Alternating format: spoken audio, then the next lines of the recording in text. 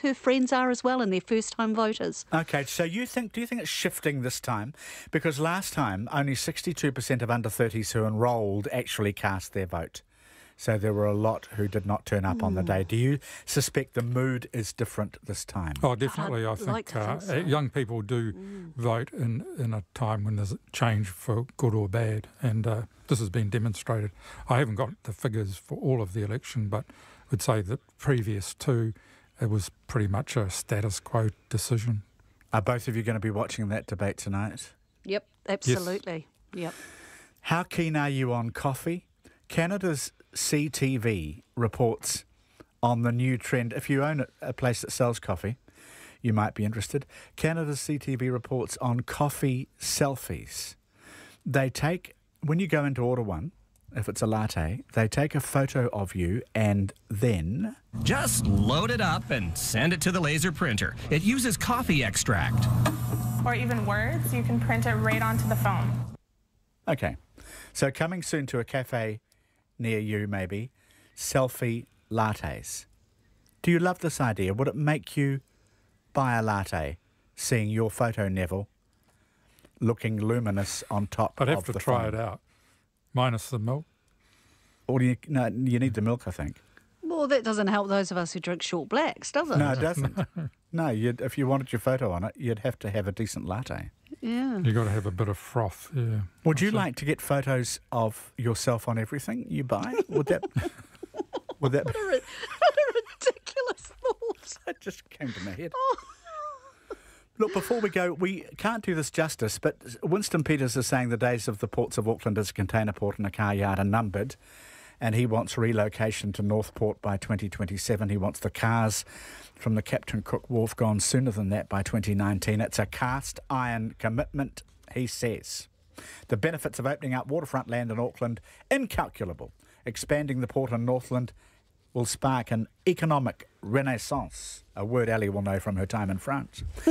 Do you both agree with that or not? Well, the people have done numbers on this, and they value the waterfront at X billion dollars, but who's going to pay for that when it's already owned by the council? And they've devalued the value, of course, because it's a port activity. You're talking billions of dollars here. Winston's never worried about billions of dollars in his promises. And cast iron commitment. This one will go the same way as most of the rest of them. Ali, I know you're a long way away, but you've probably been to visit Auckland Port. I've looked at it across from a couple of bars nearby there, Jim. I wonder what urban designers and planners say about the location of a port. You know, Littleton here in Christchurch is just over the hill, but it's pretty well connected there. I think there's rail that is available, and of course there's the tunnel in the road as well. But how close does a port need to be or should be to a major city? I mean, is it really important to do that? I suspect that this is Winston wanting to try and distract a little bit from the Superan thing, which, by the way, I am well over. What a tedious story that was. Yeah, the crowd booed him in Queenstown when he tried to keep talking about it, apparently. Oh, so, good, because, I'm just over it. Sorry, I interrupted your sentence. No, that's right. So, distract. Yes, I think he's using it to just distract, actually. That's all I wanted to say on that. All right. You've both had a lot of good things to say about everything else today, and I thank you for that. Ali Jones on the panel. Thank you, Jim. It's been great. And Neville Gibson. Yeah, me too. Thanks, Jim. All right. Thank you, everybody, for joining us today. We're back tomorrow, and the debate will certainly be interesting tonight. Checkpoint with John Campbell coming right up.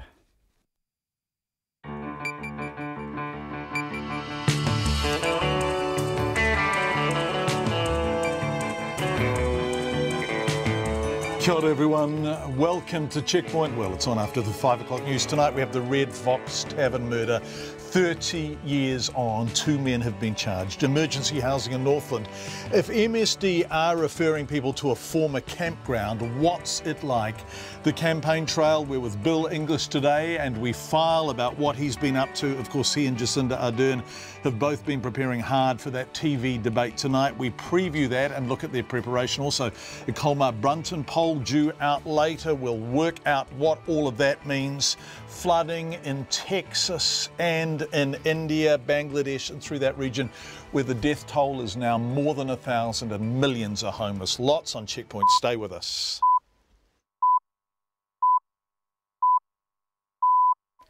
RNZ News at 5. Kia ora, good afternoon. Ko Katrina Batanaho. A former Māori women's refuge worker says she now knows that the woman who killed Moko Rangitohereri was a liar and not to be trusted. An inquest is being held for 3-year-old Moko, whose babysitters Tanya Shayla and David Hairewa were convicted of his manslaughter last year. In the Rotorua District Court today, Trina Marama responded to claims by Moko's mother yesterday that she should have picked up the regular abuse of Moko by Shayla and Hairewa. She says she saw no evidence of any abuse and disagreed that when Shayla broke up fights between Moko and his sister, it was in a violent manner. I'm not condoning anything. I'm telling you what happened. Absolutely don't condone any sort of abuse. I didn't see a push on the shoulder to stop brother and sister fighting as an assault. Trina Marama says the first she heard of the violent abuse was on the night Moko died. Hundreds of Christchurch residents with quake-damaged homes could be caught out by what's been called an unexpected move by the country's biggest insurer. Until this morning, IAG was saying homeowners had until the middle of next year before it applied a statute of limitations defence against future claims. That would limit the amount of time people have to take court action against an insurer. But IAG now says some owners will have only until tomorrow if they want to take court action. A spokesperson for the advocacy group EQC Fix, Melanie Burke, says such limited notice is outrageous. Sort of smacks of the later notice they give, the harder they make this for people. And that's one of the things I would love to see the New Zealand government, whoever that might be, ensure that insured homeowners throughout New Zealand are never ever put in these positions ever again. Melanie Burke. IAG owns the State, NZI, Lumley and AMI brands. Bill English and Jacinda Ardern have been preparing this afternoon for their first debate of the election campaign. The TVNZ debate tonight will be the first chance for many voters to see the National and Labour leaders going head-to-head. Mr English has been rehearsing with national candidates Nicola Willis and Chris Bishop, both top university debaters. But he says he's less focused on the theatre and more on his policies. My prep has been mainly getting out and about, talking to the checkout operators, the staff on the factory floor, the truck drivers, the freezing workers, the business owners, the farmers. Bill English. Ms Ardern says she's been going over her notes and running through practice debates with Labour staffers, but hasn't been psyching herself out.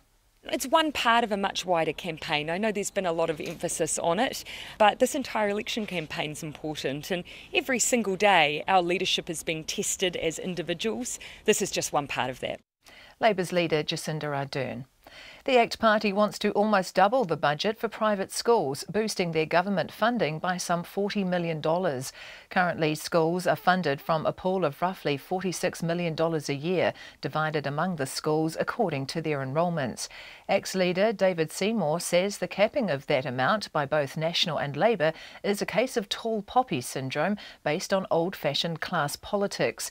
Mr Seymour says he would scrap the cap and replace it with per-student funding at half the rate of the state system.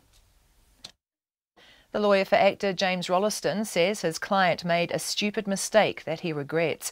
The 20-year-old star of Boy and the Dark Horse has been sentenced in the Opotiki District Court today to community work and supervision for dangerous driving causing injury after crashing his car into a bridge near the town last year.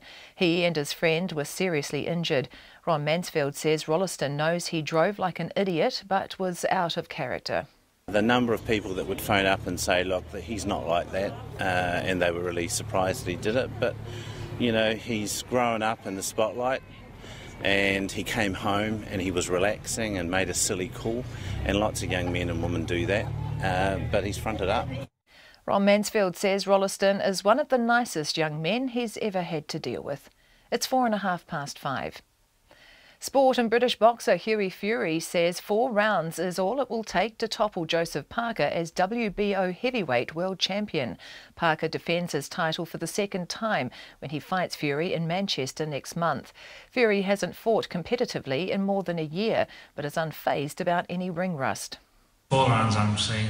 Super confident, and I've done all my sparring and everything, and I'm ready to go. And been out a while, but it's done me good. Hughie Fury. A handheld device to assess if a rugby player has concussion is the ultimate goal of a new pitchside test to diagnose concussion and brain injuries in England. Top club players will take part in the programme with saliva and urine samples to be collected. Studies show such samples could provide swift indicators of head injury. Current players suspended of concussion are asked a series of questions to get an assessment. Tony Belly of Birmingham University says handheld devices could eventually be used to assess if a player is fit to carry on. The player will be providing, if you want, just a drop of saliva, and then the strip is inserted into a reader, and the reader within a couple of minutes should be able to either confirm that a concussion has occurred and the player is permanently removed, or disprove a concussion so the player can safely return to the game. Tony Belly of Birmingham University. That's the news. Drinking and working. But they have to be out there networking. It's not that they've just gone out with their mates. Bridges on ports. It's above my pay grade to enter into those sort of negotiations. And paying for votes. How much money do you want to get paid for voting? I don't know. 20 would be good, I think. 20 wouldn't be bad. It pays to listen. Guy and Espiner and Susie Ferguson. Morning Report, weekdays from 6. Then on 9 to noon, the power of prefab. Can we ramp up house construction using components built off-site? And after 10, Israeli writer Nir Baram on his new book, A Land Without Borders, in which he challenges his political beliefs against the reality of the West Bank. Join me, Lynn Freeman, in for Catherine Ryan on 9 to noon after Morning Report on RNZ National. Met Service weather through until midnight tomorrow for the northern and central North Island. That's from Taranaki and Taihape northwards, including Gisborne and Hawke's Bay. Scattered showers, some heavy with isolated thunderstorms in the afternoons and evenings. Rain developing north of Auckland late tomorrow. Whanganui to Wellington, also Wairarapa. Periods of rain or showers clearing tomorrow morning and fine breaks developing. However, the odd shower remains about Wellington and southern Wairarapa. Nelson and Buller, mostly cloudy, scattered light rain clearing by evening, but isolated showers return tomorrow. Westland and Fiordland, fine with high cloud. Marlborough, Canterbury and coastal Otago, periods of rain or drizzle with snow above 800 metres. Heavy falls about northern Canterbury and Banks Peninsula tomorrow. Southern and inland Otago, mostly cloudy with patchy drizzle. And for the Chatham Islands, rain easing to showers today, a few further showers tomorrow. It is coming up to 5:08 and you're listening to Checkpoint. Thank you very much indeed, Katrina Batten. Coming up tonight, politics, the campaign trail and debate day, or debate evening, of course. IAG suddenly definitively announces a cut-off date in Christchurch. Emergency accommodation in a former campground in the far north. What's it like? Flooding in Texas and in India, and gold in the carrots in Balclutha. It's a really busy program. Thank you so much for being with us. But we begin tonight with the murder of Chris Bush. There have been few announcements like this in the history of New Zealand policing. A media statement at 11:08 this morning that began, police have now charged 2 men in relation to the 1987 murder of Chris Bush at Maramarua, 30 years on. For those of you too young to remember or too new to New Zealand to know about it at all, the staff of the Red Fox Tavern were having a drink after work. 2 men burst in, armed and heavily disguised. Chris Bush stood up and was shot dead. A huge police investigation began. At the time, Tony Bouchier, who later became a criminal lawyer, was a senior sergeant with the police. He remembers it 30 years on vividly. Such an unusual, inexplicable event. So terrible for the Bush family and so shocking for the country. Yes, everybody was staggered by it. As I say, it affected so well. The family were just devastated by it. The community out there was devastated by it. In fact, the people in the liquor industry just couldn't believe it. I had a lot of contact with people at that time who were in the hotel trade, and it really just shocked them to the core. People, the New Zealand public, were looking for a result. And I know the investigative team worked very hard to get a result. They left no stone unturned. And I'm picking that it was the detailed work that they did 30 years ago that hopefully has some connection with the result that's happened today. Yes, there is a sense, and obviously it's really important we don't in any way predetermine an outcome of the trial or do anything to contaminate the jury pool. This is really important in a case like this. But there is a sense that it was evidence collected at the time that has been meaningful in the assessment of the veracity of these prosecutions. Yes, and 30 years ago, the CIB just did not have some of the tools that the CIB have got now in the investigation process. Hopefully it is evidence that was preserved from that time that has lasted the test of time, which is now subject to the modern science that police rely on in investigating serious matters. Tony, your job was to keep this before the public, wasn't it? Because there was a sense that somebody would come forward. Yeah, I was the media officer for the Auckland region at the time, and whenever there was a serious inquiry, I would join the inquiry team and do the media on it.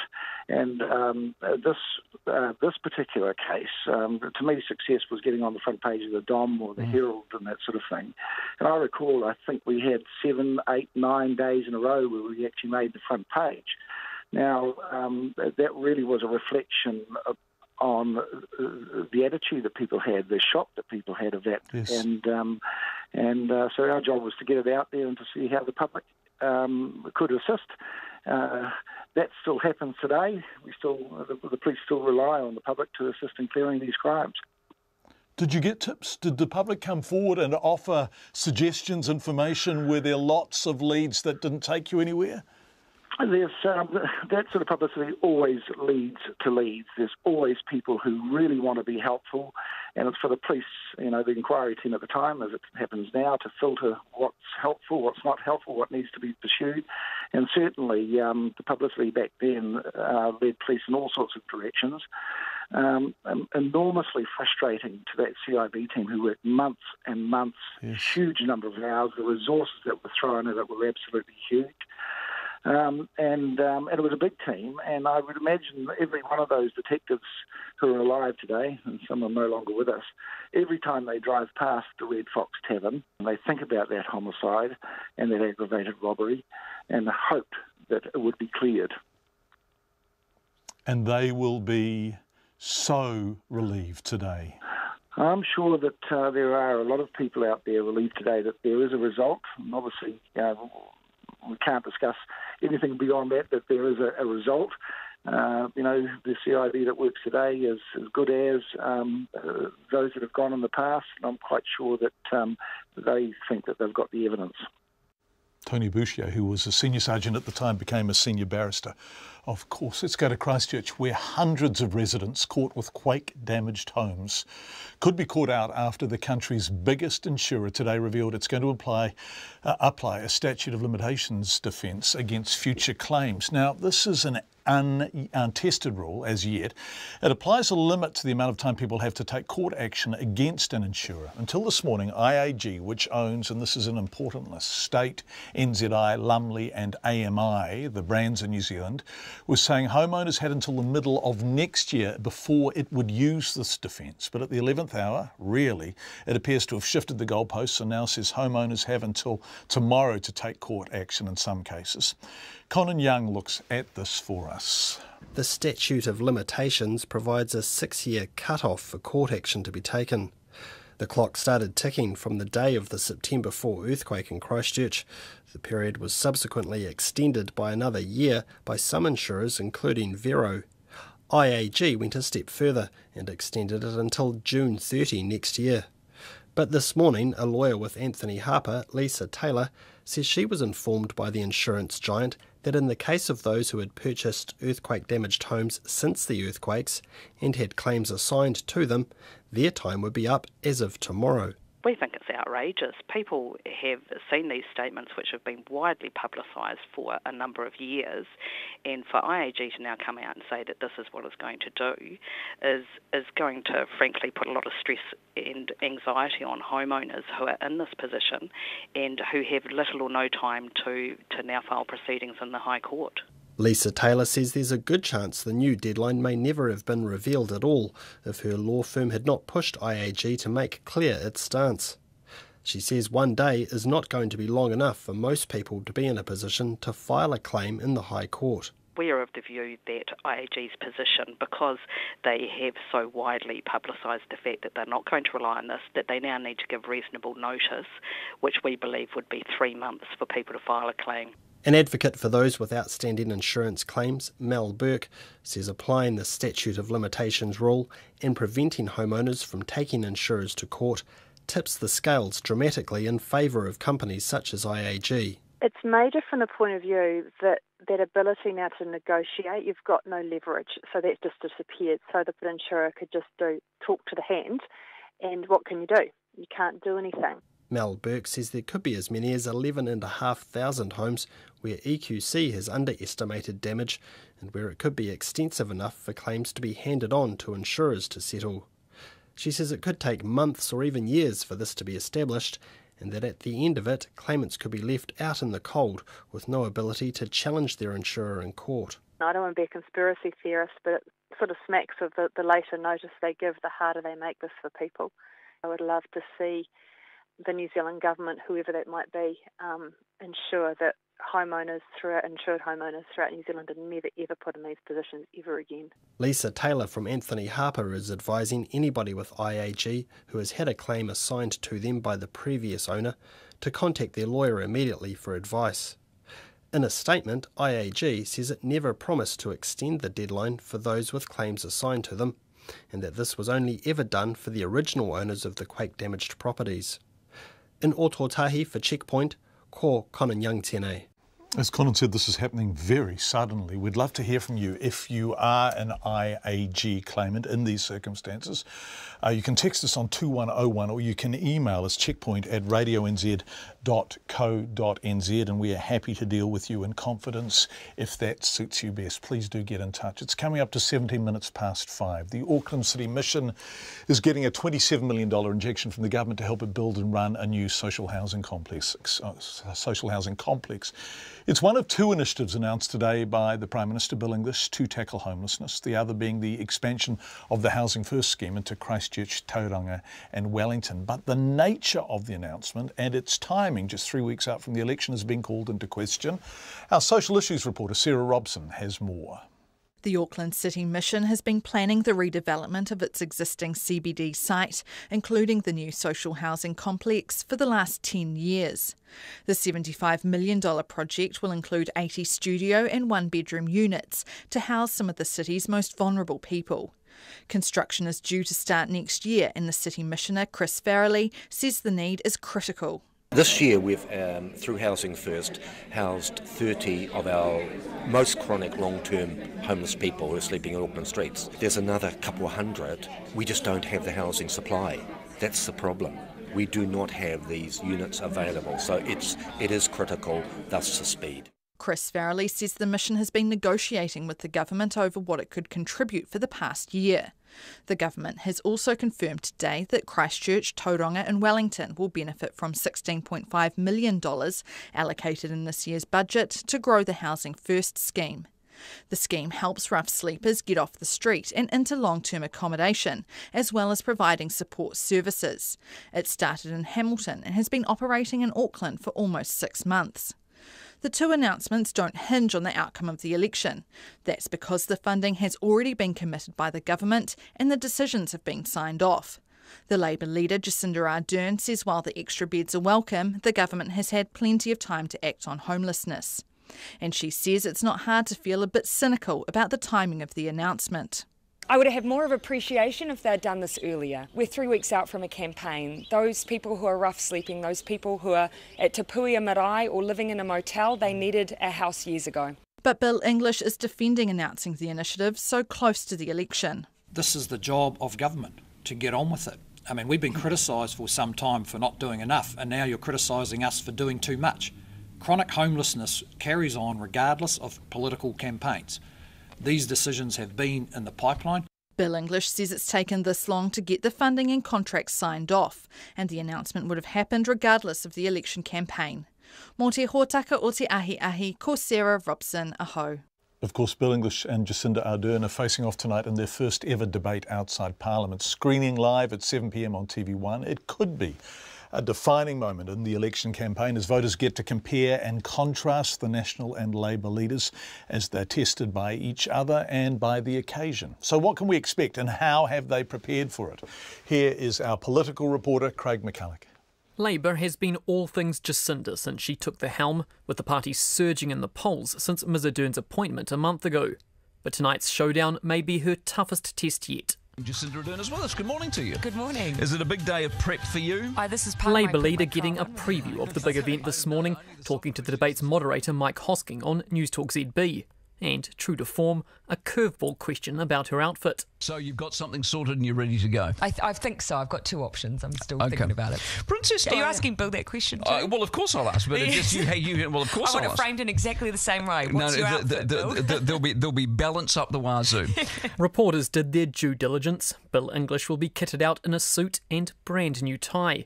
But the national leader says his predecessor, John Key, isn't offering any sartorial advice. He never lets go of his lucky cufflinks. I don't need luck the same way as he did. Neither leader is relying on luck. They've spent days swatting up, going over their notes and running practice debates. More than anything else, they'll want to avoid making a major slip-up. Remember this awkward pause from 2014. If I own a house in a trust, do I pay a capital gains tax on it? If your family... No, he knows a thing or two about trusts. Trust me. Do I pay a capital gains tax on? That's my question. So here is something that we won't do. Just answer the question. We won't say... It's a simple question. Do I pay a capital gains tax? And that wasn't the first time a Labour leader was wrong-footed by Mr Key on the debating stage. Okay, tell me where the 14 billion's coming from. Just tell me where the money's coming. Show me the money. Show me the money. Mr English has his own memories of former debates. He squared off with Helen Clark in 2002 during his first stint as National leader. He won't want a repeat performance. National went on to be thrashed in that year's election. It's quite a different situation, but I'm pleased to have had that experience. National candidates Nicola Willis and Chris Bishop have been standing in as substitutes for Ms Ardern in Bill English's practice debates. Both were top university debaters, a history they share with the Labour leader. But Mr English says he's less focused on the theatre and more on National's policies. My prep has been mainly getting out and about, talking to the checkout operators, the staff on the factory floor, the truck drivers, the freezing workers, the business owners, the farmers. Jacinda Ardern has been rehearsing with various Labour Party staffers, and she says she's not psyching herself out. It's one part of a much wider campaign. I know there's been a lot of emphasis on it, but this entire election campaign is important, and every single day our leadership is being tested as individuals. This is just one part of that. Tonight won't be the end of it though. Win or lose, both leaders will face off another 3 times before polling day, when voters get to decide who gets the ultimate prize.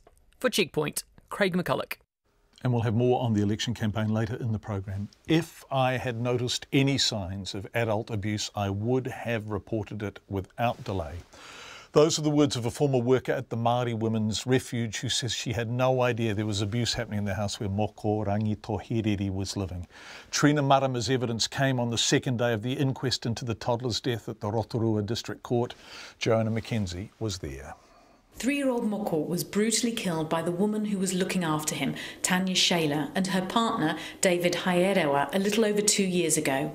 His death prompted protests around the country as people were appalled that the system could have failed a vulnerable child so absolutely. In court today, Māori Women's Refuge worker Trina Marama took to the stand the day after Moko's mother, Nicola Dalipaki, had named her in her testimony. Mrs Dalipaki had asked why she didn't pick up that abuse was happening, despite being an experienced support worker. Trina Marama has 12 years' experience as a trained social worker and says not once did she pick up on any signs that something was not right in one of the worst child killings in New Zealand history. Mrs Marama had been working with Moko's older sister in the weeks leading up to his death as part of a programme run by the Māori Women's Refuge. But she insisted that throughout the dealings with the child and Tanya Shaler, she had no suspicion abuse was taking place. She repeated several times under cross-examination that she had no idea Tanya Shaler was hitting Moko. I never knew Tanya was punching Moko.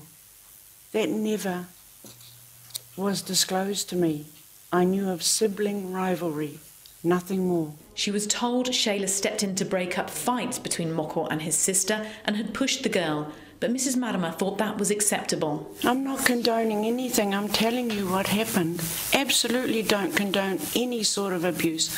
I didn't see a push on the shoulder to stop brother and sister fighting as an assault. Mrs Marama said she now knew Shayla was an actress and a liar, but she didn't know that back in July and August 2015.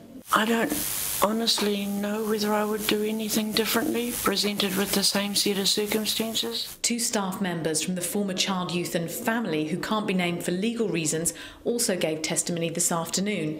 They both said that there was nothing in their dealings with Shayla before Moko's death that suggested there was any abuse happening.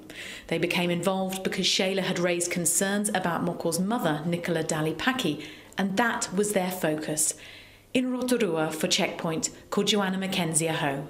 5:25. Later in the programme we're going to look at a former camping ground that's being used as emergency housing in the far north. What is it like there? But for the sheer escape of it, sometimes a story of no great moment is a thing of joy. And when we saw the carrot and the ring story in the Otago Daily Times, we instantly loved it. Carol Crichton, who's 76, lost her eternity ring. It had been her mum's while gardening in Balclutha 11 years ago. It turned up yesterday on a carrot in her garden. Now, the carrot had been dug up by her dear friend Tom, who's 82 and has got a twinkle in his eye, as you'll hear. It's spring tomorrow and Tom was taking the winter garden out to get ready for the summer garden, and then he found gold. I knew she had lost a ring in the garden because you kept reminding me over the period of the few years I've known her. And she lost it in 2006, and that was in the garden area. Now, I look after the veggie garden. I don't live here, you see, because I live in Dunedin, you see, but I come down here a lot. And she looks after the flower garden. And I'm banned from the flower garden because I stand on the wrong things, you see. And I banned her from the veggie garden because she tells me to plant the spuds further apart. Now, if you're a gardener and you start to dig the spuds, you don't want big gaps between them, do you? No, you don't. No, so I put them closer together, so I prefer to put them in my way, because it's my particular garden. I've claimed it. Yeah. So anyway, this is it. We're ready to do that. And so I knew she had, before I met Carol, I knew she'd lost this ring in the garden. So I was always reminded of it. I've dug it over every year, and with the cultivator and the shovel and all this sort of carry on, put fertiliser in it, done all sorts of funny things with it. And then just when I was digging these carrots up, I took them through into the tub to wash them. And wow, I knew what it was straight away. So I took it out to her. She was out there with another fella because she was doing her part, like we just cut a bit of a shrub down. And I said to her, "Have you lost something?" And she instantly said, "Yes, a ring." And that was 11 years ago. I said, "Well, give us a kiss." She said, "No, I'm too." As I handed her the carrot with the, with inside the ring around it, and she said, "No, I'm too sweaty." And Bill, he was the other fellow, was there. He said, "Oh, we shake your hands," he says, because he's there at this moment of discovery, you see. And so that was all I got out of it. And her daughter said I earned some brownie points. But the funny thing, John, is that later on when we're up here having a cup of tea, because this happened about 2 o'clock or something, about 3 o'clock we're up here having a cup of tea, and it was after that I said, "Carol, where's that carrot?" And she couldn't find it.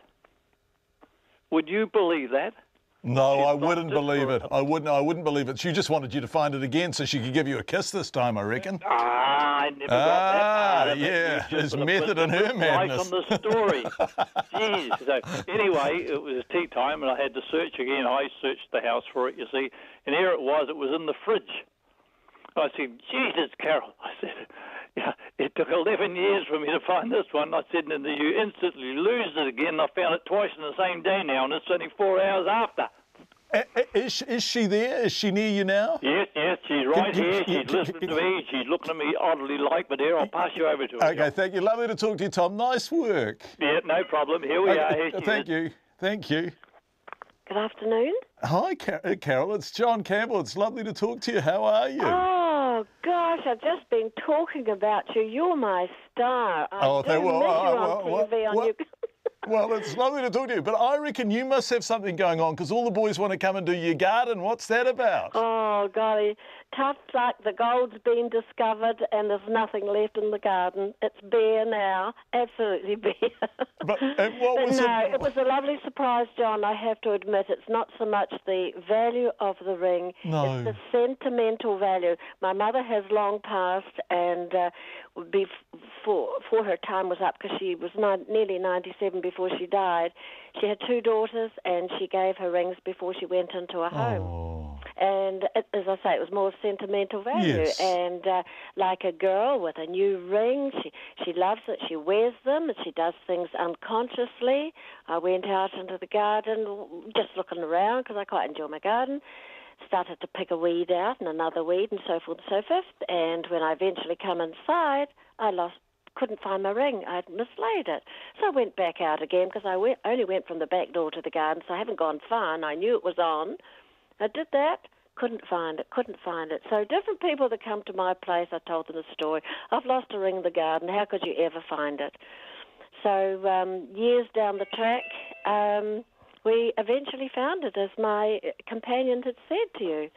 That was how it was found. So it was just amazing. I'm absolutely stunned, John, that something like this should happen. I really, really am. I never believed I'd ever see it again. But it wasn't on the side of the garden I thought it was on. It was on the opposite side. Well, Tom would say that would teach you for being in his department, which is the veggies, right? You're meant to be over your side in the flowers. It's only been like that the last few years since he's known me, that's all. But it just goes to show you in the garden how many times it's ploughed or rotary hoed over. You're digging over it, you're putting compost in, you're moving one side to the other. How far these things travel in a plot.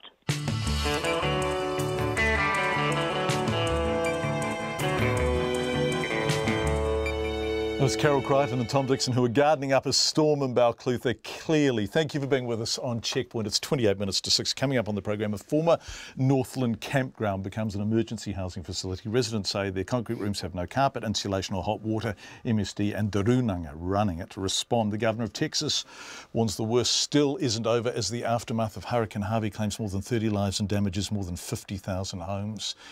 In India and Bangladesh, the death toll's over 1,000. Lots coming up in the next hour in Checkpoint. Don't forget, you can text us 2101. You can tweet us at Checkpoint RNZ, and our email, which doesn't change from night to night, is checkpoint@radionz.co.nz. Nona next with business, but first Katrina with the headlines. A former Māori women's refuge worker says the first she heard of the violent abuse which led to the death of 3-year-old Moko was on the night he died.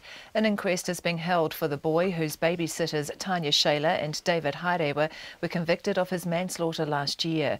In the Rotorua District Court today, Trina Marama responded to claims by Moko's mother yesterday that she should have picked up the regular abuse of Moko by Shayla and Hairewa. She says she saw no evidence of any abuse. Hundreds of Christchurch residents with quake-damaged homes could be caught out by what's been called an unexpected move by the country's biggest insurer. Until this morning, IAG was saying homeowners had until the middle of next year before it applied a statute of limitations defence against future claims. That would limit the amount of time people have to take court action against an insurer. But IAG now says some owners will have only until tomorrow to take court action. After 2 days of torrential rain, a building has collapsed in Mumbai's commercial hub, with 2 people confirmed dead and more than 30 feared trapped. The First Leaders debate goes out live on TVNZ tonight, with Labour's Jacinda Ardern and National's Bill English facing off. Both have been preparing with specialists in their respective parties.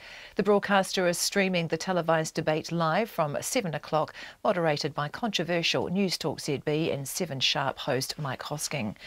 The lawyer for actor James Rolleston says his client knows he drove like an idiot, which was a stupid mistake that he regrets. The 20-year-old star of Boy and the Dark Horse has been sentenced in the Opotiki District Court today to community work and supervision for dangerous driving causing injury after crashing his car into a bridge near the town last year. And just ahead, the government begins urgent talks with the Australian federal lawmakers over what it calls Queensland's discriminatory trade move.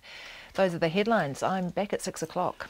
Thank you very much, Katrina. That's quite a nice way to segue into business. No, Queensland's discriminatory trade move, which is not what we're talking about tonight. Not at all. No, but we are talking about business confidence, which remains high. Yes. What does the latest survey tell us? Well, it tells us that really about a net 18% of businesses are still optimistic for the year ahead.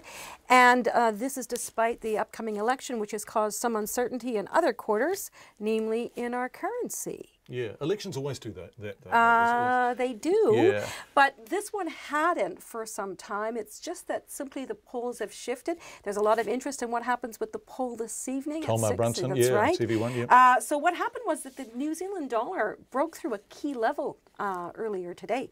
Overnight, with the U.S. economic data that came through, that was quite strong, so that boosted the U.S. dollar.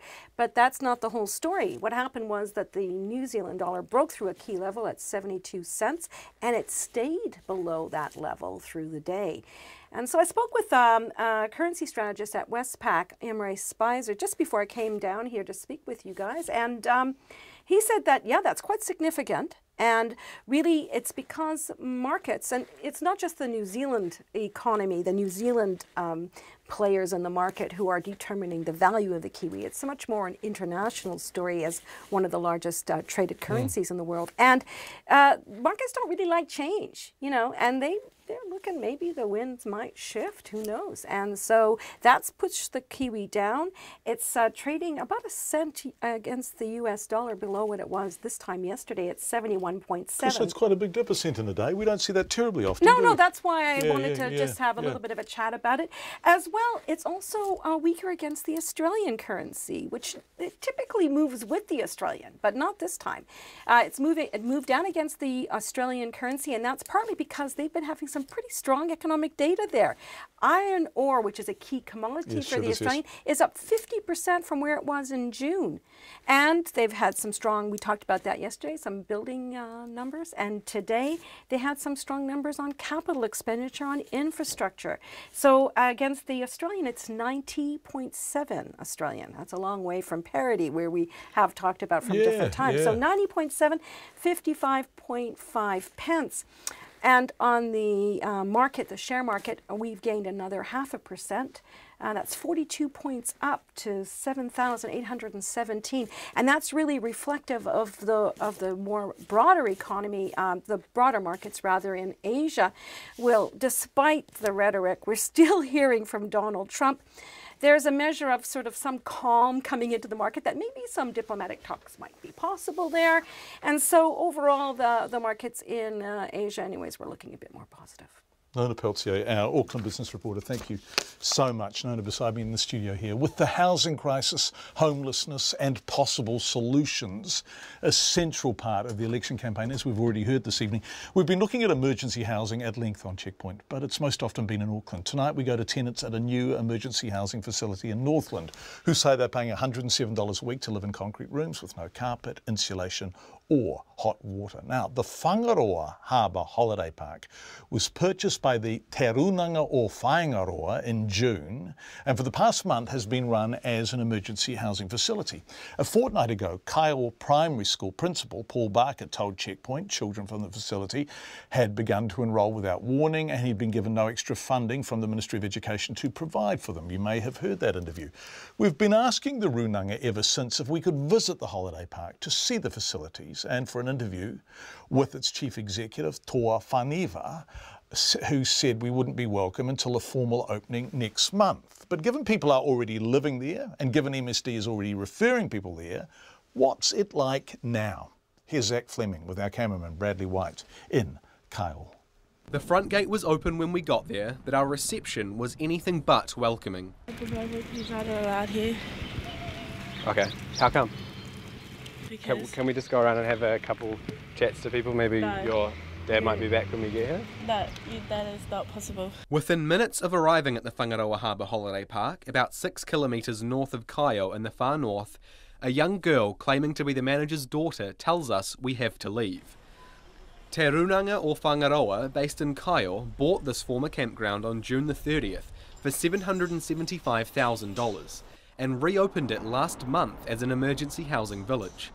It has a 3-year contract with the Ministry of Social Development to provide transitional housing, and criticism has come quickly. Kyle Primary School Principal Paul Barker says he first learned the holiday park had become an emergency housing facility when 5 children from the campground turned up unannounced to enrol at his school. He's concerned WINZ and health services are both a 40-minute drive away. The reality is that, yes, the resources are stretched here. We fit as one of the top towns in terms of deprivation on both the latest survey from Auckland University and from the survey from Dunedin University a couple of years ago.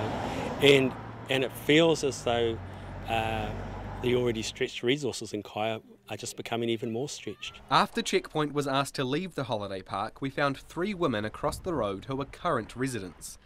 21-year-old is one of around 40 people living there. The majority are school-aged children. The whānau is all good around here. The people that have moved in is mean. They're cool as to hang out with. How's the place itself? It's all right, but it wasn't what I was expecting. But it's all good, I mean, not really. Described Runanga staff as awesome, but said the accommodation wasn't ideal and the place was run down. She told us she pays $107 a week for a 1-bedroom concrete unit with bare walls and floor. She said the room has no carpet and was cold at night, there was no hot water in her room, and residents shared camp-style communal bathroom and kitchen facilities. The holiday park has been home for the past month. This would have been a lot better if they had been a bit more prepared before they moved any of the tenants in. Several other campground residents were too afraid to speak on camera, but told me their rooms are cold and mouldy with no drinkable running water. Kyle is a blink and you miss it type town, just 20 minutes north of Kirikiri on the east coast. Not that many tourists pass through here, and the ones that do have little reason to stop. On the main strip there are the normal things, a petrol station, an RSA, a Foursquare, but just a handful of shops. In the 2013 census, just 453 people said they lived here, and that was an 8% decrease on the 2006 census. And that's not to say that Kyle is not a nice place to live, but it paints a picture of a town that's on the decline and not the rise. There are few opportunities here, but this is where people who are in desperate need of emergency housing are being sent to try and restart their lives. We first requested an interview with Te Runanga o Whangaroa Chief Executive Toa Whaniva on August the 17th. Last week, we told him we would be visiting Kyle for this story and requested an interview. Mr. Whaneva declined to be interviewed either at the holiday park where he was concerned about the residents' privacy or in Kyle, so we visited the Runanga's office in the town to see if anyone else was available.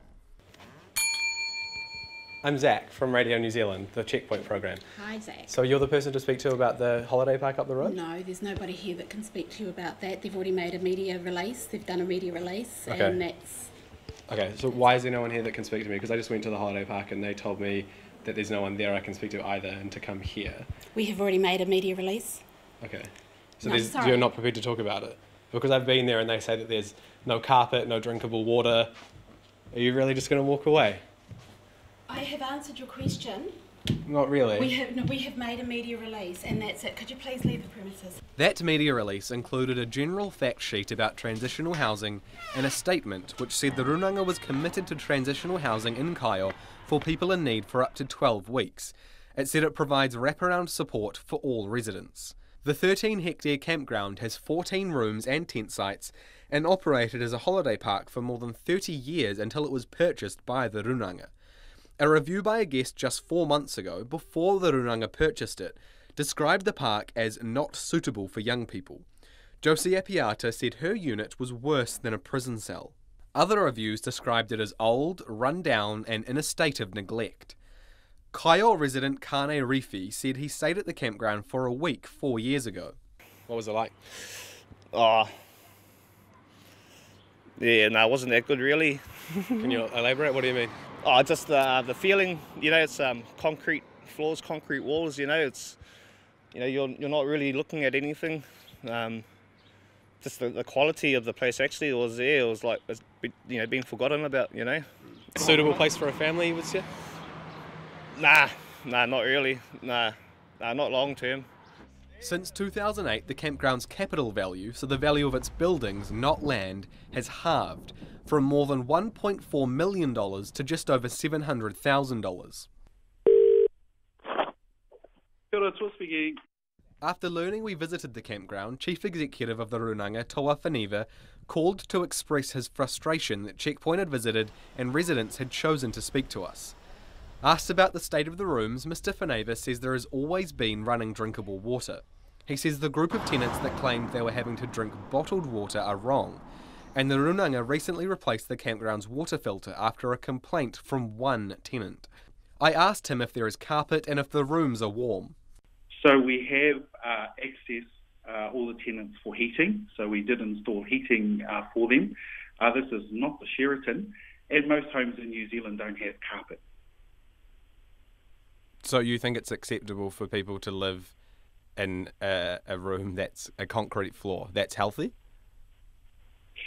Like I said, most homes in New Zealand don't have carpet, and this is not the Sheraton. When every tenant comes through, we provide them with a bedding package. We make sure that they're safe, warm and dry. That is what we're providing. We've only purchased this complex in the last month, and we are still working through how we can improve on what we currently have.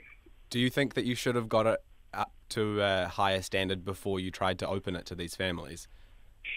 We're working on getting the wānanga room sorted, which was our priority in terms of getting services supported. We did also renovate and sort out all the units in terms of making sure that they were warm and dry and secure. We provided the bedding packages. As I said, for the families, we made sure the infrastructure was right. We installed new stoves in the dining room to make sure that those were working. It's winter, and we're not going to have families in tents or living in the backs of cars when we have a complex that we can get up and running. So what about the Ministry of Social Development, which has a contract with the Runanga? Did it do its due diligence before it allowed the campground to be converted to an emergency housing facility? It refused our request for an interview but sent us a statement a short time ago saying the campground is safe and warm, meets council standards and has been assessed by the Ministry as meeting contractual standards.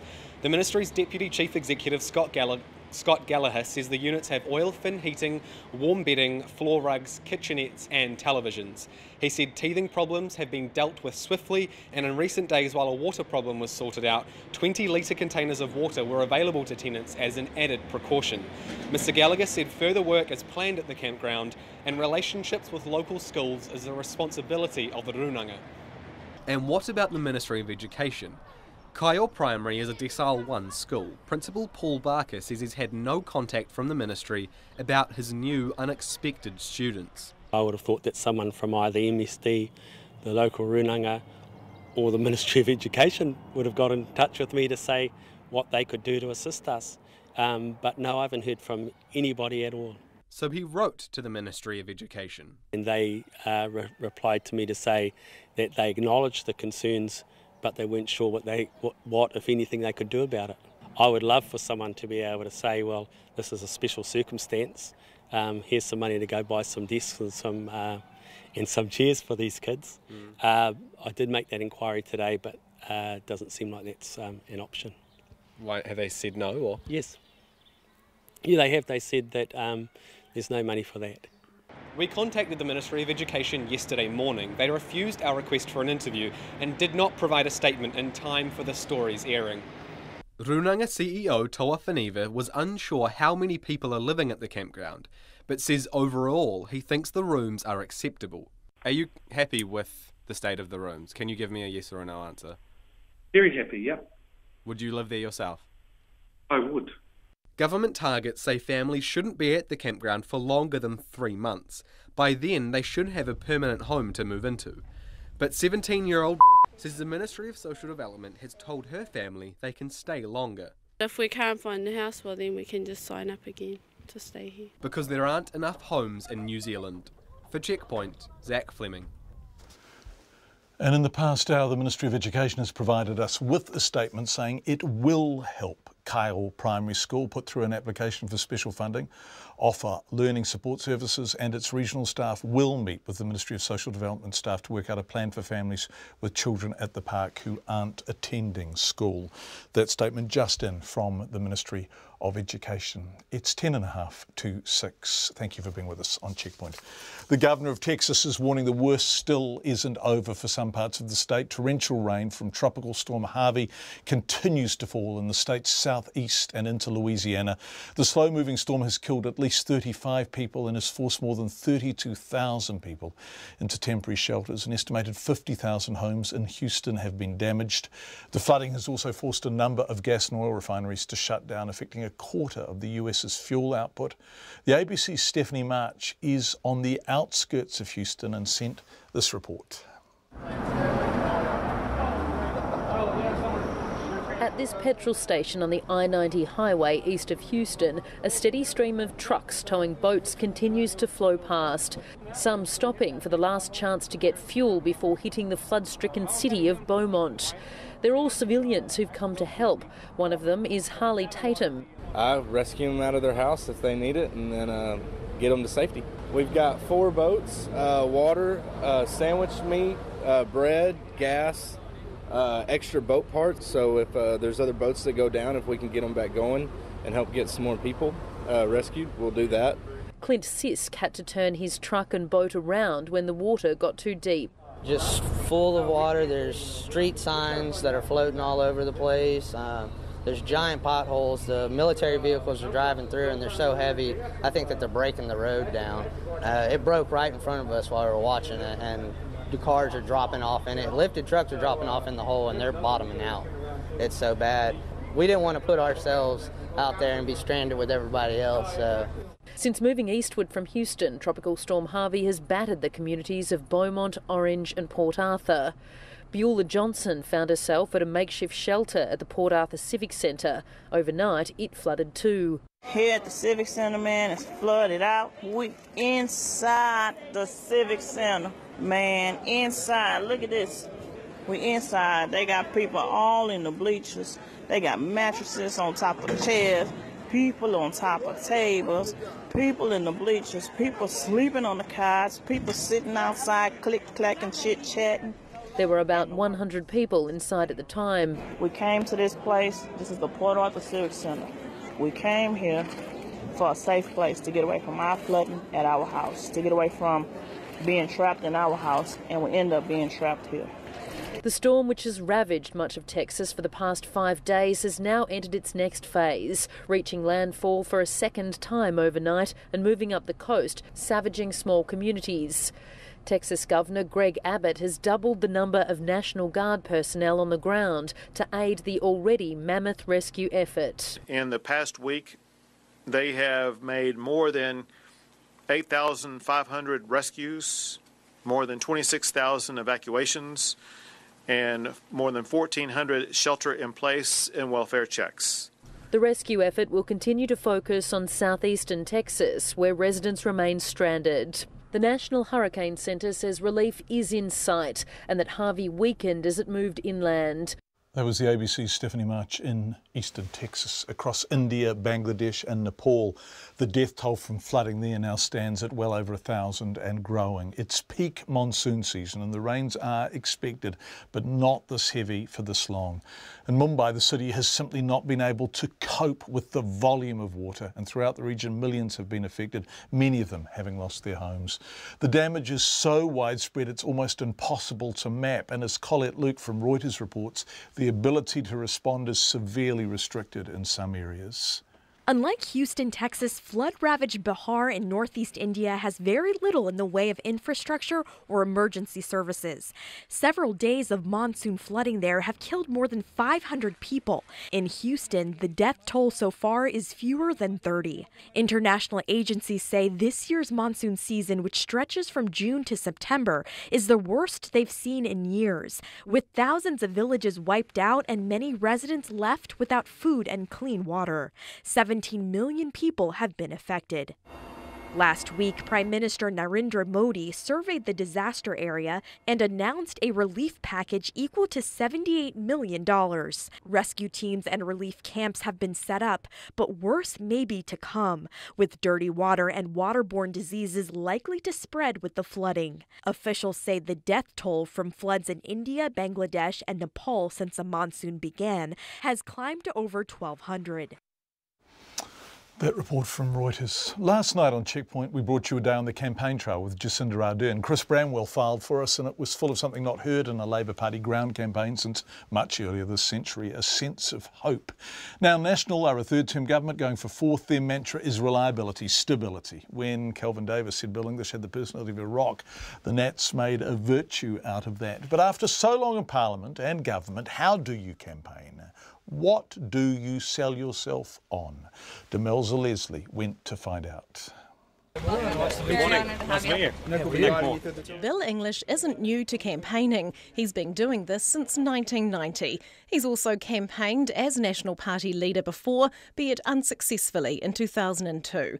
On the trail, Mr English is usually up and about before 6 a.m. Today's no different. He's picked up by a Crown car from his home in Wellington just after 7 to make an early flight to Hamilton. No time for breakfast at home, so it's just a quick bowl of yoghurt and muesli and a coffee in the Koru Lounge while he waits to board his flight. I've lost a little bit of weight, just occasional eating, I think, but I do make sure I get plenty of sleep. First stop in Hamilton is a company that builds packhouse machinery, BBC Technologies. Any questions? Following a briefing and tour around the factory, Mr English was challenged by one of the employees.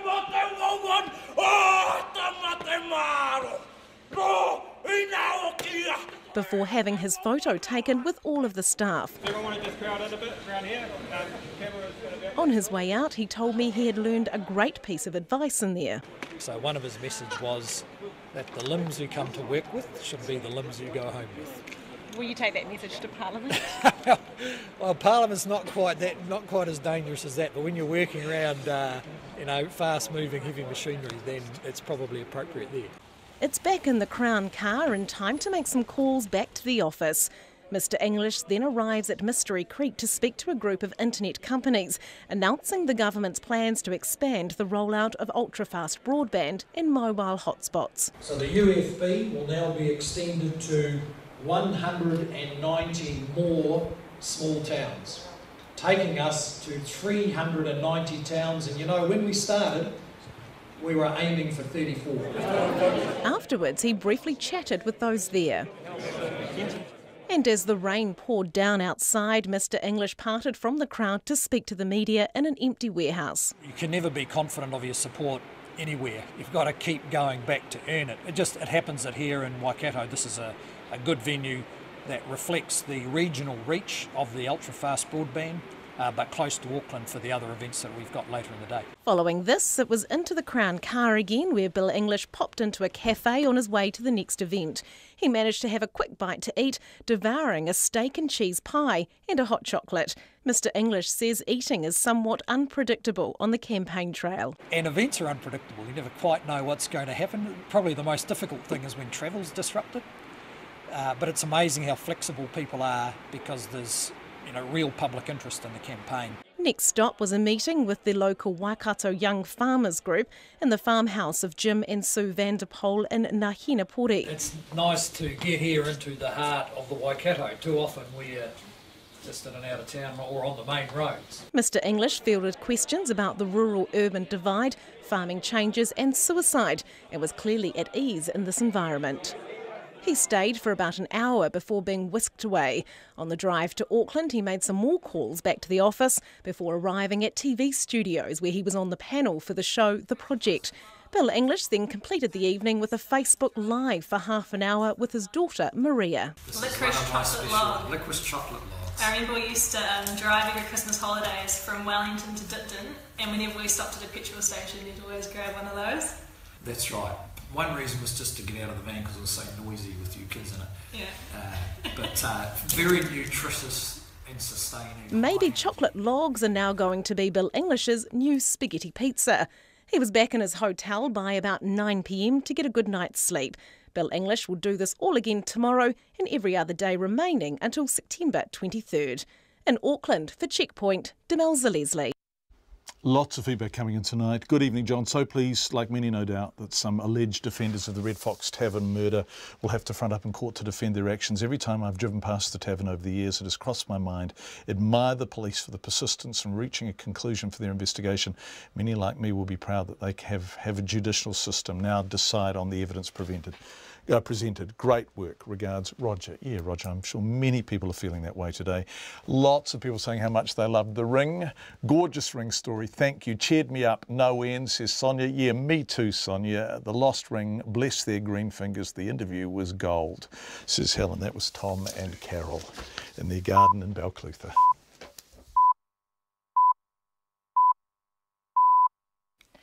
RNZ News at 6.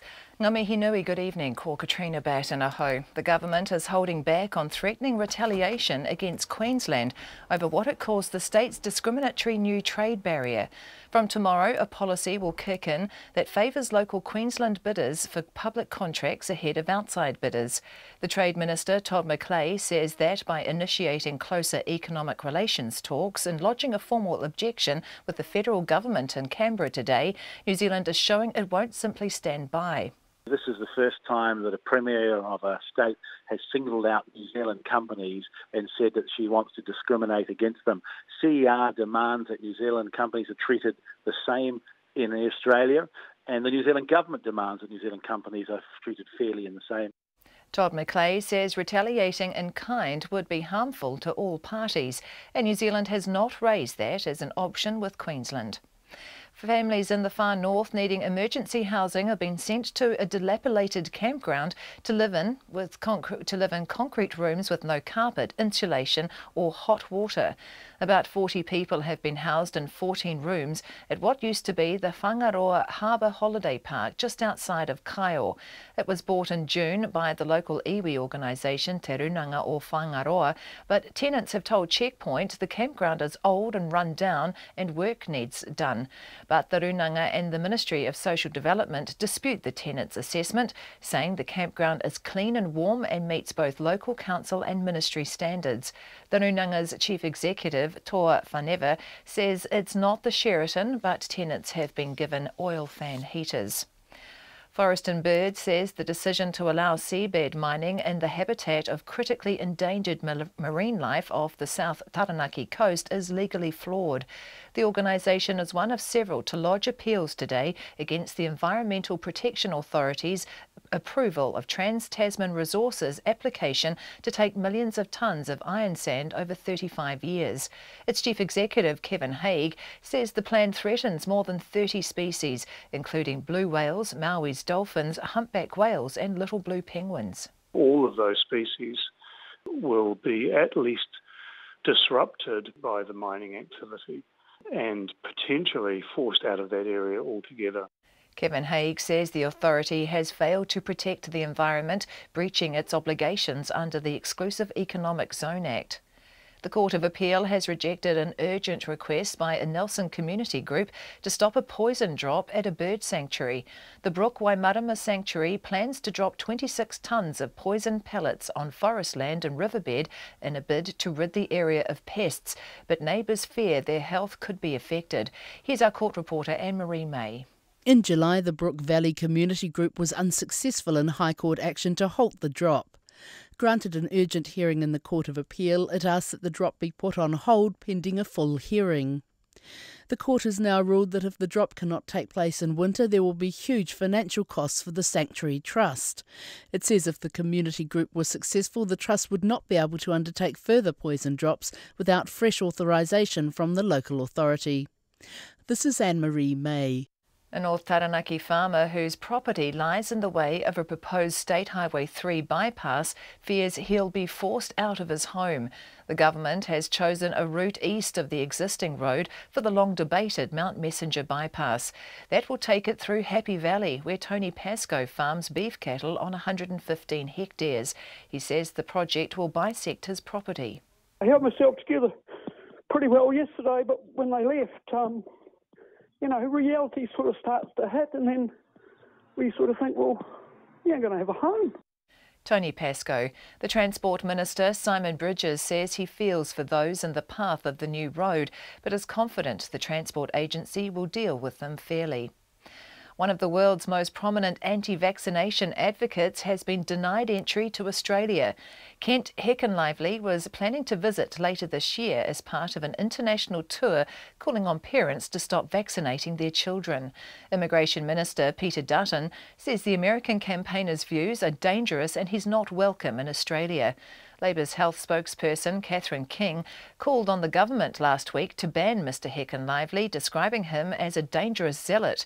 Two other anti-vaccination campaigners, Polly Tommy and Suzanne Humphreys, have also been reportedly banned from returning to Australia after showing the controversial film Vaxxed from cover-up to catastrophe. It's 6:05. Sport. Just 3 days ago, Chris Wood was scoring his first goal for English Premier League side Burnley. Now he's in Auckland for an All-Whites Football World Cup qualifier against Solomon Islands tomorrow night. Wood will captain New Zealand in front of about 10,000 people at North Harbour Stadium, a far cry from Wembley Stadium in London. The 25-year-old says regardless of where or who he's playing, he loves coming home to represent New Zealand.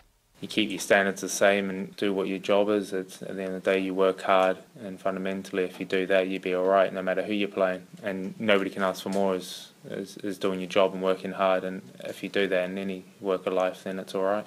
Chris Wood. Another strong contingent of New Zealand equestrians will compete at this weekend's Burghley Horse Trial in England. Five-time winner Andrew Nicholson is hoping to add to his badminton success earlier this year, while other former winners Sir Mark Todd and Caroline Powell are also taking part, along with Tim Price. Nicholson has 2 horses entered, but he feels his badminton winner is his best chance. Yeah, Nareo feels very, very good. He's been working very well at home. He knows me well and I know him well, and he feels good, so all we can do is both our best and hopefully that does the job. Andrew Nicholson. And the women's 5th seed, Caroline Wozniacki, has been beaten in 3 sets by Russian Ekaterina Makarova in the 3rd round of the US Tennis Open. That's the news. Tonight on Nights, Graham Tuckett, writer, filmmaker, man about town, back home after a year exploring the Big Apple. Alison Ballance and Simon Morton explore the science of vitamin C. And this week's cultural ambassador Charlotte Wilson from RNZ Concert shares a few new classical releases with us, including a new recording of Nigel Kennedy on the electric violin. That's Nights of me, Brian Crump, from after the news at 7 on RNZ National. Met Service weather through to midnight tomorrow. The northern and central part of the North Island from Taranaki and Taihape northwards, including Gisborne and Hawke's Bay. Scattered showers, some heavy with isolated thunderstorms in the afternoons and evenings. Rain developing north of Auckland late tomorrow. Whanganui to Wellington also Wairarapa. Periods of rain or showers clearing tomorrow morning and fine breaks developing. However, the odd shower remains about Wellington and southern Wairarapa. Nelson and Buller mostly cloudy. Scattered light rain clearing by evening, but isolated showers return tomorrow. Westland and Fiordland fine with high cloud. Marlborough, Canterbury and coastal Otago. Periods of rain or drizzle with snow above 800 metres. Heavy falls about northern Canterbury and Banks Peninsula tomorrow. Southland and inland Otago mostly cloudy with patchy drizzle, and the Chatham Islands rain easing to showers today. A few further showers tomorrow. It is 6:08 and you're listening to Checkpoint. Thanks, Katrina. Whilst Katrina was reading the news, quite an extraordinary thing happened on TVNZ, and that is they released their latest Colmar-Brunton, One News Colmar-Brunton poll. It's put Labour ahead of the Nats for the first time since Alan Clark was Prime Minister. Labour are now at 43%, up 6 on the last Colmar-Brunton, and up, somewhere approaching mid-20s. Somewhere approaching 20 points since they were languishing in the mid-20s under Andrew Little. So Labour are at 43%, up 6, 2 points ahead of National, who are on 41. New Zealand First down to at 8, but 43 plus 8 is 51. So Labour could theoretically, and who knows what Winston might do at the moment on this poll, and who knows what might change in the next 3 weeks, get there with New Zealand First support alone. The Greens are also back at that 5% threshold. threshold. They are up 1 after their pretty heavy hit in the last Colmar-Brunton. So Labour 43, National 41, New Zealand First 8 and the Greens 5. I think we have our political editor Jane Patterson on the phone. Are you there, Jane? Hello, John. Hello, goodness gracious me. What do you make of this? Well, this election campaign just keeps getting better and better, doesn't it? This is an astonishing poll, the One News Colmar-Brunton poll that has Labour ahead of National for the first time in 12 years. Last time was 2006 under Helen Clark. So they are at 43% and they are up 6 points since the last Colmar-Brunton. National significantly is down as well. So the rise in Labour is at the expense of National and New Zealand First. So I think we're at a point where we're starting to see that crossover vote into the National support, which is the crucial element for Labour in terms of being able to put together a government, and under this poll they could do that without the Greens, but with New Zealand First. Yes, this is fascinating, isn't it? Jane, I can't remember what the Colmar-Brunton before the last one had Labour at, but it was somewhere in the mid-20s, wasn't it? So they are up somewhere between 15 and 20 points over 2 Colmar-Brunton since Jacinda Ardern became leader, right? That's right. Well, remember back, it was August the 1st when Andrew Little stepped down, and it was the week before that Colmar-Brunton had Labour at about 23%, and they were also polling similar points in their own UMR internal poll. So what a turnaround over the course of a month for Labour under Jacinda Ardern. And of course it's been an interesting week. Labour has announced a tertiary policy that they've really been selling hard to tertiary institutions, but also Jacinda Ardern really keeping out of the fray when it came to the Winston Peters superannuation story and then the accusations against national ministers in terms of the leak, really not getting into that at all, pretty much leaving it to National and New Zealand First to scrap it out. Of course, Jane, new leaders get a honeymoon period, don't they? Because there is attendant publicity and they're able to get the spotlight and talk directly to the country via the media. In some cases, John Key springs to mind, Helen Clark springs to mind. The honeymoon period lasts a very long time. With Jacinda Ardern, her elevation to leader was so close to the election that there are so many things going right for her, aren't there? That's right, and it's actually been an advantage that the public hasn't had a chance to get sick of her, if I can put it like that she hasn't been on the media for months and months and months, and that could have been a disadvantage and could still be a disadvantage, although the polls under her leadership are going in the right direction. In terms of the time to make errors as well and the time to be exposed for your weaknesses. Now, of course, I'm at TVNZ at the moment. We're just about to go into the First Leaders debate with Jacinda Ardern going up against Bill English, and this is going to be a real test of Jacinda Ardern under pressure, getting questions and having to go directly against Bill English, who is a very seasoned operator. So, yes, this honeymoon has worked for her well, but we still have some weeks to go, and these debates in particular are going to be the first real test, or one of the real tests of her under pressure. It's going to be absolutely fascinating tonight. How do the Nats respond? And I guess I'm asking you to read the tea leaves here. We've got in a bid for Stephen Joyce, who is, of course, their campaign strategy manager, to join us in the next 20 minutes before the end of Checkpoint tonight, and we're hoping he'll be available to do that. But what do they do now, do you think, Jane? They will not attack Jacinda Ardern personally, and that's been a strategy they've had from the start. I think it became very clear to them that attacking her was not going to wash well at all. So they've been focusing on their own game. I think what they will try to attack Labour on is tax. So Labour, of course, keeping open the option of a capital gains tax. They've announced a tourist tax, a water tax. I think that is an area of vulnerability National will really try to look to exploit, and they will also, underneath that, try to point out the untested nature of Jacinda Ardern, who is running for Prime Minister in 4 weeks. They're going to start talking up the stable government with the government that New Zealand knows and that's brought them through some tough times. Jane Patterson, our political editor, joining us live at very short notice because these figures only came on TVNZ at 6 o'clock. Grant Robertson is joining us now. Grant, are you there? Hello. Yeah, hello, you there? I am, yes. Good. Look, when did you hear about these Colmar-Brunton figures? Just before 6. No, not much before the rest of the country. Now, obviously there was real momentum after Jacinda became leader, and the first Colmar Brunton was a massive rise. Did you expect that momentum to continue, to have Labor at 43, up 6 on the Colmar Brunton before, and National at 41, down 3?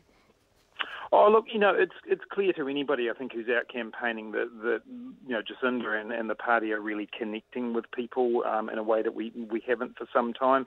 But I never have any particular expectations about poll numbers, John. We just want to keep working hard and keep making sure that, the kinds of ideas that we're talking about are getting out there, and the vision that Jacinda has for, a positive and better New Zealand gets out there. So we keep doing that. Hopefully people keep responding. Well, what's the difference? Let's look. So Helen Clark was a leader that connected with people, and also she was admired on a level that didn't speak of personal connection, but which was about something intellectually formidable that people looked up to in her. But then since then, we had Phil Goff, David Shearer, Andrew Little, David Cunliffe. Why is Jacinda Ardern making the difference, do you think? Oh, look, it's hard to say it, but I think at one level that there's an absolute genuineness and sincerity in Jacinda that you can't mistake. And I'm not saying those others didn't have it. It's just that hers shines through. I'll tell you the word that I hear the most often when people talk to me about Jacinda, and that's empathy. She's one of those people that people feel relates to them, feels understands them, and that is because that genuinely is the person that she is. But I also don't want to underestimate her intellect either, John. I've worked with her for about more than a decade now in one way or another, and she's one of the smartest people I know. She's been the architect of some big policies for us around children, around youth employment. She combines a lot of the attributes together, and we've got good policies, we've got a great team to back her up, and that seems to be what's getting through now. Grant Robertson, obviously delighted with those figures for the Labor Party. Thank you so much for joining us live. We're also calling in the services of our wonderful colleague at TVNZ, Corin Dan, who is the political editor there. Are you there, Corin? Kia ora. Hi, kia ora. Lovely to have you on RNZ. We don't think this signals any kind of merger, but it's great to have you. Let's talk about the Colmar Brunton figures. You must have sat up straight when they came in. I did. Yep, no question of that. And it's one of those ones where you know something, and the rest of the country is no doubt dying to find out. And it's hard to contain yourself when you get a poll which is historic, and that's what this is, because it has been 12 years in our poll, and I know obviously some other polls will be different, but 12 years since we've seen Labor as the lead party, and that's the significant element here. Given all the connotations around coalitions and who gets to choose, who gets to try and form a government first, and all those sorts of things. So it is significant, and I guess it backs up the argument that there is some sort of a mood swing on here in New Zealand. But there's the other thing I would say is that there will obviously be other polls, but what we clearly seem to be having is a real classic two-horse race back to sort of that 2005 era. Yeah, it's fascinating. You mentioned the first choice. So New Zealand First, Winston Peters, has said very explicitly he will talk first of all to the party that gets the most party votes, right? He has, absolutely. Okay. He absolutely has said that. And that is significant. And what was significant about this poll is that Labor could just make it on these numbers, and bear in mind things could change, they could just make it with New Zealand First alone. 43 plus so 8. A much cleaner a scenario than, and something, of course, because Winston was always going to be, or New Zealand First was always going to be wary about having the Greens involved there. Now, the Greens are back under this poll, but it does give Labor that ability to say we could potentially form a coalition government with New Zealand First, and there's no other bodies needed, if you like. Corin, this Colmar Brunton One News poll is absolutely fascinating. One of the things that's fascinating about it is because people are saying this is Jacinda mania and that is the term du jour and all that kind of stuff, but if you look at the preferred Prime Minister, Jacinda Ardern's at 34, Bill English is at 33, so in fact they're neck and neck. Yeah. People like Bill. They do, don't they? They do. They do. A question of they trust him, they like him. They're not. It's not like they're suddenly falling out of favour with Bill English. But his numbers have gone up as well. But you just get the sense, anecdotally everywhere, that people are so much more interested in politics and have been energised by Jacinda Ardern. And what we're seeing now is it translating into support in the polls. Now, the turnout will still be important for Labor because we know their turnout isn't always as good on the left They will need to mobilise, and particularly younger voters, to ensure that people do vote. And older people tend to vote a bit more, and they tend to be more conservative. So that is something they will need to consider. But I do, it clearly is a sign that what people were anecdotally saying out there is bearing out. And the question is what National now does to respond. And I think this debate tonight in about 40 minutes' time is critical, because Bill English has got to find two things. He's got to find a way to get a chink in the armour. He's got to find a way to get through and knock Jacinda Ardern off her stride so that he's got to expose her, because at the moment she's literally not put a foot wrong.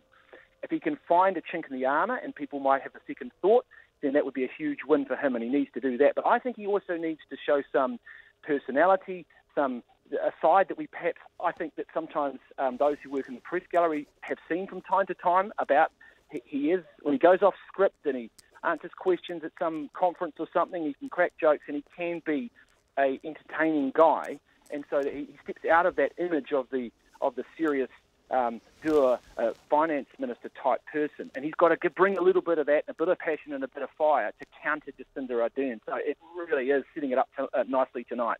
Yeah, it's going to be a fascinating debate. Corin Dan, political editor for One News. Thank you so much for joining us, Corin. It's a fascinating poll and we appreciate your take on it. Let's go for a big picture look at this with the University of Auckland political scientist Raymond Miller, with whom I've done many election nights and discussed many campaigns. Raymond, are you there? Yes, how are you, John? Yeah, good. It's lovely to talk to you again. You must have been sitting there thinking, holy moly, when you got these figures. I saw you in the story, so you've known them and been keeping them a secret for a couple of hours. Yes, I haven't even shared them with the dog. Right. That's good. I think we can all trust you. If you're keeping stuff from the dog, that makes you a very safe pair of hands. I was just talking about this with Corin Dan because everyone's talking about Jacinda Mania, and I want to look at those preferred Prime Minister figures because Jacinda Ardern is 34 and Bill English is 33, so they're the same. So something else is happening to Labour that's not just about Jacinda Ardern, right? If they've been up the best part of 20 points over two polls. Yes, she's had an almost faultless performance since the beginning of August when she took over the leadership. So, I do think that personality and presentational skills have been very important in the rise of Labour. But it's amazing how initial success builds a certain momentum. We've seen it with other political parties elsewhere, but once the momentum begins, it can turn into a tidal wave in absolutely no time at all, and that's what we're seeing. She's come up both as preferred Prime Minister, but also in terms of party support dramatically in the last 4 weeks. Yes, she has. And you look back over a long career as a political scientist and you see formidable incumbents, and I'm thinking particularly of Muldoon when Longy came just smack into him, and Clark when Key came just smack into her. Suddenly people who have looked impervious to any kind of opposition begin to look vulnerable, don't they? That's true, and I think what happened in both those examples you give is that, people begin to tire of a government after it's been in power for, my goodness, it's nearly 50 years since we had a four-term government. Yeah. And that's way back in the Holyoake years. And we get to 3 terms, but it's very difficult to get to 4. And I think it's partly because, no matter how many tricks a government can play, the tide begins to turn against it after time. It begins to fray around the edges, begins to lose support, and before you know what's happening, it's out of power. So I think there's a lesson in that for any government. So what do the Nats do? Well, I think they're still at 41%.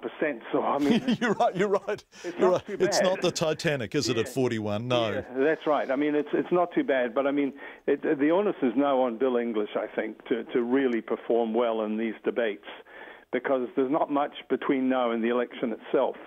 No. The debates are going to be very important, and the way the polls are tracking over the next 2 or 3 weeks, I think, will be very important as well. But I think it really is on Bill English's shoulders now to really show that he has a commanding knowledge of the economy and understands trends in public opinion and what people really want.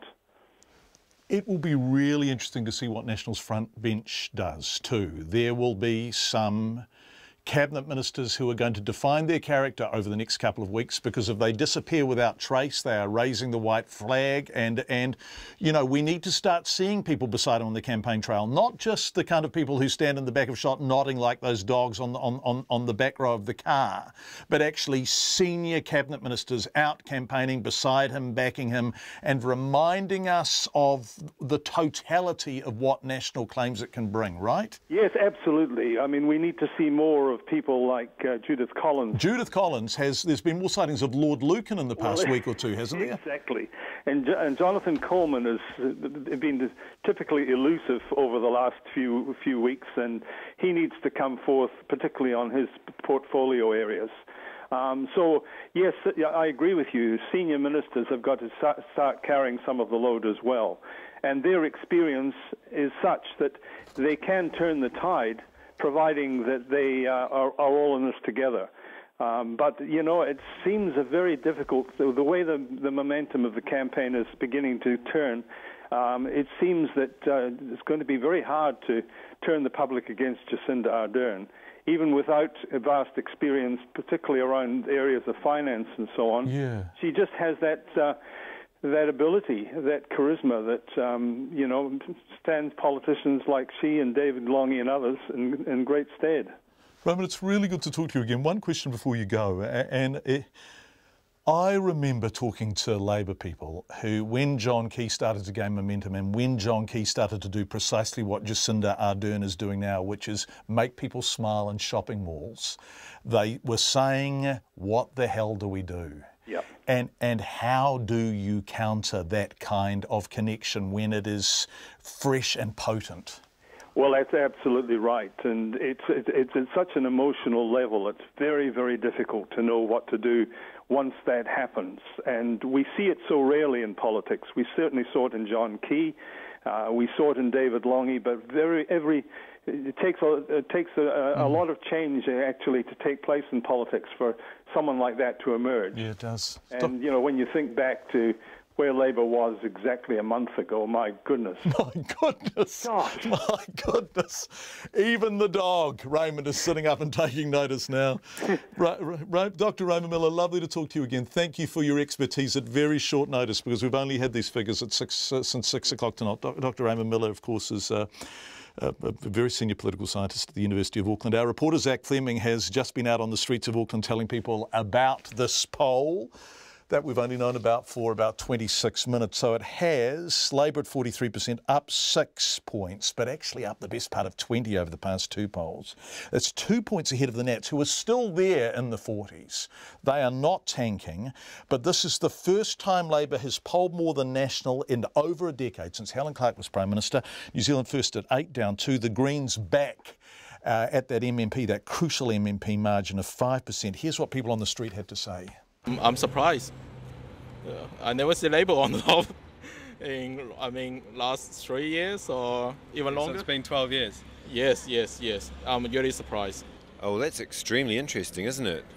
No one would expect Labour to actually be ahead of National. So it's first time in 12 years? Wow, yeah, I believe that. That's incredible. Yeah, it's huge, right, in terms of Jacinda coming through, but it'll be interesting to see if it pans out that way on the day. Believe in the Jacinda effect now? Yeah, absolutely. I think she's hard to deny. I think if she doesn't win this time, she will next time for sure. Does this change anything for you? I still don't understand the policies well enough, I don't think, and I think there's still that focus on personalities as opposed to policies, and there needs to be a greater visibility over what each of the parties is talking about. Going to tune into the debate at 7 o'clock then? Yeah, hoping to. Yeah, definitely. Well, actually, I wasn't surprised about. It's really interesting. That's surprising. Really. Well, only not surprised because of the momentum that Labor's built over the past little while. And whilst it's, English is saying it's not a campaign based upon personalities, what Ardern has been very good at doing is actually re-centralising Labor as a party without actually necessarily changing any of their policies. So, and it's built on perception, and people like her. So it kind of makes sense, and I think National's probably in a bit of a spot of bother. You're going to be watching her in the debate tonight. How do you think she'll go? Oh, look, it's a really good question. I will try and watch. I think she'll do really well. I think she's probably got more vigour than Bill, to be fair. And I think she will probably answer very intelligently, and she'll articulate her answers really well. I think Bill did the same thing, but I think she's got the charisma. That's interesting. Interesting way. Because Jacinda, she's an amazing woman, and I've always been a national voter, but she might be the one. People talking to Zach Fleming. Zach raced out the door with his microphone the moment that Colmar-Brunton poll went to air at 6 o'clock. We didn't know about it in advance of One News. Let's look at the figures again. Labor, 43, up 6, the first time they've been in front since Helen Clark was Prime Minister. National, 41, down 3, still in the 40s. There's only 2 points between the two main parties. New Zealand first, 8, down 2. The Greens, with whom, of course, Labor do have a memorandum of understanding. Thanks, Paul Lecomte. They are up 1 to 5, so they are back at that crucial MMP figure. Absolutely fascinating, Colmar-Brunton. Jacinda Ardern, 34, preferred Prime Minister. Bill English, 33. They are neck and neck. What a debate that will be tonight. Thank you for being with us. On behalf of our excellent Checkpoint team, a very good evening indeed. RNZ News headlines at 6:30. Labor has overtaken National in the latest One News Colmar-Brunton poll. The government is to initiate closer economic relations talks with Australia and lodge a formal objection over what it calls a discriminatory trade barrier. Families in the far north needing emergency housing have told Checkpoint the campground where they've been sent is run down and needs work.